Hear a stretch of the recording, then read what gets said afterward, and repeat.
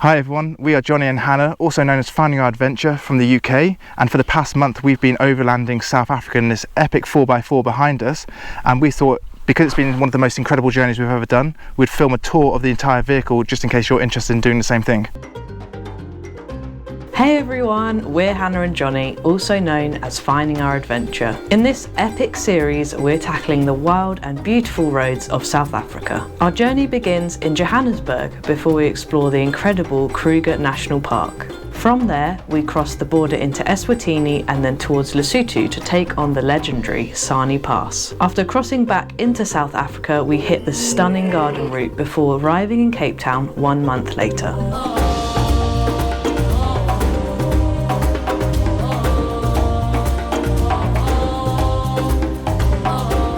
We've been using this vehicle from Overland 4x4 rentals, and it has been on some awesome roads, hence why it's pretty muddy. As we've been overlanding the entire length of South Africa, we've been through 3 countries. So we started in Johannesburg, we then drove into the Kruger, which was absolutely incredible, and then we passed down through Eswatini, which was formerly known as Swaziland, and then down to the middle parts of KwaZulu-Natal before then taking on the Sani Pass up to Lesotho and then back down to South Africa towards Cape Town.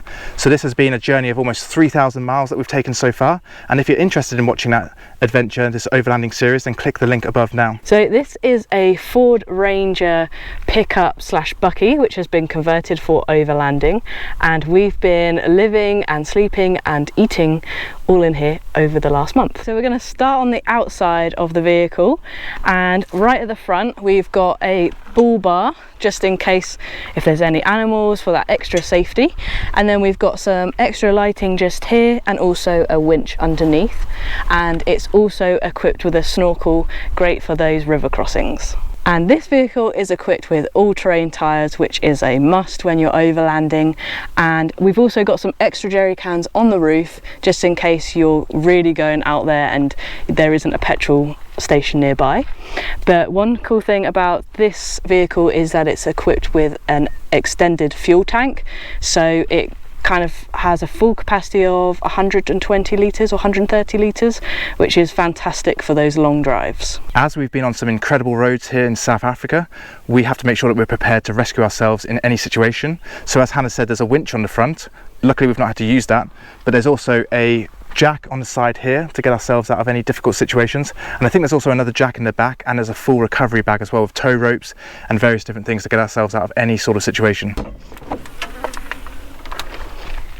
What's really cool about this conversion is they've got these side panels which are really easy to get things access to, like cups and everything that you need. And what we also love is these Tentco boxes, which are really easy to pack up. So they're almost like Lego, they stack on top of each other, and you can push them back and fit another 2 here. Everything is set up so you can be completely off-grid, with the fridge being set up on the 12-volt system, but if you need some extra power you can charge and plug in to the mains just in here. And when it gets dark there's plenty of lighting. We've got another bar just there, and then there's also these pockets here for extra storage. It also comes with a 60-litre water tank, which is fantastic, and there's also a hose here with easy access to water for washing up or just washing your feet, whatever you need.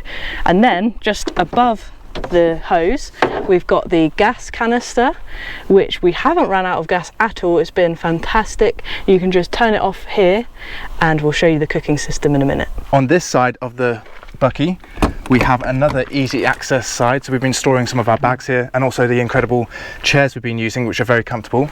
And here we have the hot water geyser. We've got a like a shower head hose here which we can connect to this, and then we can unzip this thing and we can turn it into a shower, which is really cool. But we haven't actually used it on this trip because we've been staying at campsites throughout South Africa and they've all had showers as well, so we've not actually needed to use it.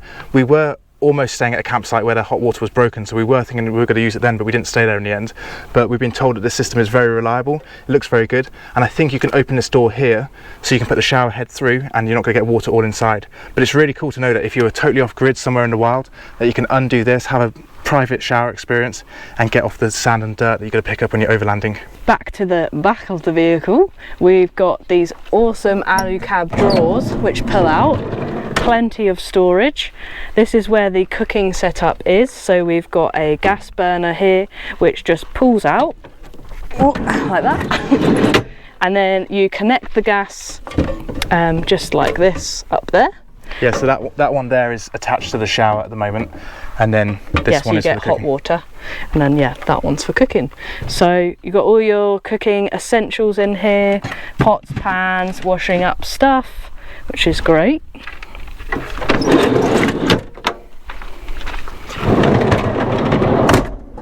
And then we've got another one just on the opposite side with fantastic storage again. And then they've got this awesome Dometic fridge where you just have to push down here and then pull it back. So it comes down to your level for easy access. And it's got so much storage space in here. We've had all sorts of drinks which have all been consumed. And then you just put it back like this. Hannah showed you the lights on the side of the vehicle, and that is also the same for the other side. We have lights there, but we've also got this big spotlight here and another light here. And all of these strip lights, they also have a red light, so at night time it doesn't attract so many bugs. This little socket here is for where we can plug a cable in, which then connects up to here to the roof tent. So at night time we also have lights in the roof tent, which is really cool. And just under here, we have this alu cab table, so we can just pull it out from here. And then we have a table for eating and chilling in the evening after a long drive. It's very lightweight, very sturdy, and very easy. I love the gas struts on it. Yeah, you got to kind of watch out because when you unclip it, they kind of do like ping out a little bit, so you don't want to get whacked by those. But also, as I said, around the other side, we've got these. We've got 2 chairs as well. So these have been really comfortable. They seem really durable, and these bags are great as well because these are super tough bags.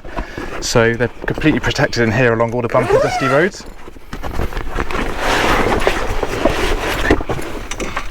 So yeah, these are the chairs. And what's great about these chairs is we actually had a pair of chairs like this when we used to live in our camper van. They've got like this little table on the side, which is really good for putting your drinks. But also on this side, they've got like pockets and stuff as well, so you can have various different bits in there if you're sitting and chilling at a campsite for a while. We've noticed as we've been bumping along the dusty roads here in Africa that this bit can get quite dusty, so we do brush it with our dustpan and brush in the evenings. But the good thing is the battery here, the 12-volt battery, is in almost like an ammo box, so it's completely secured. I'm guessing it's going to be splash proof as well, but it's completely dust proof, so it's very protected in there. And we've had no issues with it, which has been really good. But I think what we'll do now is we'll head up into the roof tent to show you where we've been sleeping at night.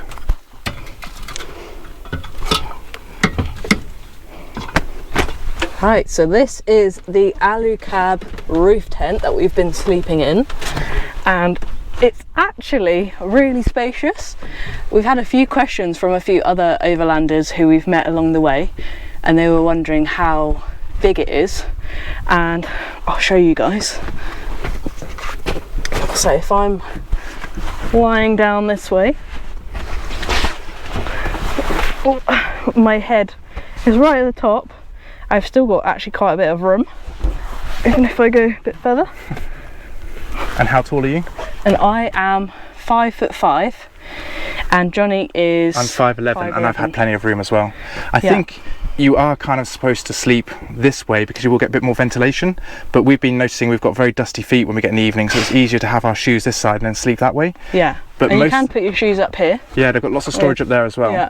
And we have had like these sides open with the mosquito nets at night time. We've had like quite a nice breeze. Yeah, so you can open up that, and then you can also open up the mosquito net thing, but we've mostly had it just like this. And then the times that it has rained, which it has a couple of times, most of the time it's been pretty dry, but when it rains we have put these up, and it's offered some nice protection from the rain. We've also been closing these with like and flapping the top bit over, so it's still had a ventilation when it's been raining. Yeah, so just like that. or you can kind of tuck it in like that. Yeah, so it protects you from the rain, but also keeps a bit of ventilation. Because when we didn't have any rain in the Kruger, but when we were in the Kruger, it was like 35 degrees and it was very hot. So we had just the mosquito nets up and the wind blowing through at night time. Yeah, but so far, like, it's actually been very comfortable.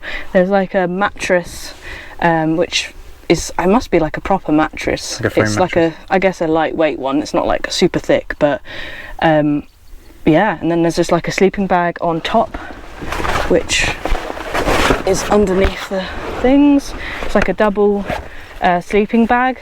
I think if I were to do it myself, I'd probably have my own sleeping bag. Or just have a duvet. Or just, yeah, have a duvet, because when you're sleeping together and you're like rolling and it can be a bit tight. So especially on the hot nights. We've just been sleeping on top of it when it's been really hot. I mean, you can keep each other warm, I guess, but that would be my preference. But otherwise, it's a really cool tent. And there's also these openings just here for some extra protection. So it's got like these little tent pegs that go in. To protect, say, if like there's rain coming this way, or wind and sun, I guess, as well. And this is the lights we have as well. So we showed you that cable that we're plugging down there, and these are two little lights that you have at night time, which just tuck down just behind the mattress here.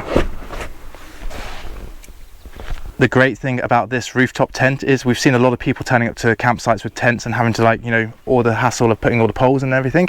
This has been very easy. It's obviously like a turtle. We're traveling with it on our backs all day, and it has this elastic band, this like bungee that you kind of pull in here like this, so it cinches everything together, and then you have this big pull string here which makes it very easy to pull down the roof tent. And it's as simple as that. We literally then tuck everything in, make sure it's all tucked in, we then clip it all down, and just like that we're pretty much ready to leave on the road for the next journey, part of the journey. And then you can see on top here we have the solar panel, which is keeping everything charged when we're off grid in the sun. It's been fantastic, just kind of like the solar panels we used to have in our camper van when we lived in that. So we know all about this. It's been doing a really good job and kept our drinks and our food nice and cool as we've been traveling through some very hot areas. Latched everything down, we have these two padlocks to put on to make sure it's all nice and secure, and then it's ready to leave. Luckily we haven't needed to use them, but just in case we've had a puncture on the road, we do have two spare tyres. We've got one in the back here, and we've also got one underneath there, and they're both identical to the tyres on the vehicle at the moment, so they're both off-roading all-terrain tyres. So if we do need to use those, we've got them, but hopefully, fingers crossed, so far we haven't had any issues. And the last thing about this overlanding vehicle that we haven't shown you yet is the awesome awning. So follow me. So it's on this side of the car, and it's very easy to do. So you just unzip it.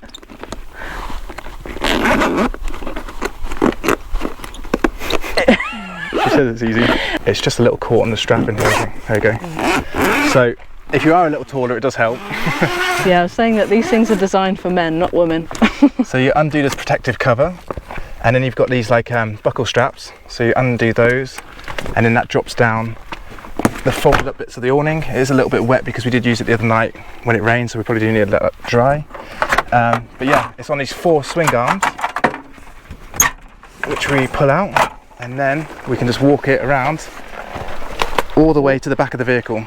And this provides really good cover for when it's raining, but also incredible cover for when it's really hot and sunny. So I'm just gonna, we're not going to set it up properly because obviously that'll take a few minutes, but I'll just use this to hold this a second. And then what it has is it has these legs. So these legs slide down, and it has pegs with it as well, so you can secure it to the ground. And then you twist these, and you have the, I think there's 3 legs, and it makes a really good strong support. So then we've got all this shade. Look at the amount of shade we've got for a really hot day or when it's raining. So we've been able to cook under here and sit and chill under here on hot evenings and rainy nights. Forgot to mention what the awning is. So it is an easy awn 270, and very impressed with the quality of it. It's very easy to take in and out, and I think they're quite expensive as well, so we've been looking after it. Yeah, you will be investing if you do get one, but it is very essential for overlanding, especially if you're in like a really exposed space where there's no shade. And last but not least, let me just show you inside the cab quickly. This is where we've been spending some very long hours on the road. It's a pretty standard Ford Ranger automatic cab. We have obviously two-wheel drive. I'll take this. We've got two-wheel drive. We've got 4H and 4 low, so that's the gears in four-wheel drive. We can also put it into manual mode, which has been essential for when we've been climbing very steep, rugged roads. But other than that, it's a very normal vehicle, and it's been very comfortable to drive. The automatic has been fantastic on those long drives, and yeah, just having all of the off-road four-wheel drive settings has also been incredible. Otherwise, we would have not got to some of the places we've been. Also, I love these storage containers. Yeah, this is where we've been keeping our book about the mammals of Africa as we've been doing some safaris, so that's been really good to have up here so we haven't lost it. And I guess you also can put your binoculars and stuff and sunglasses or whatever up there.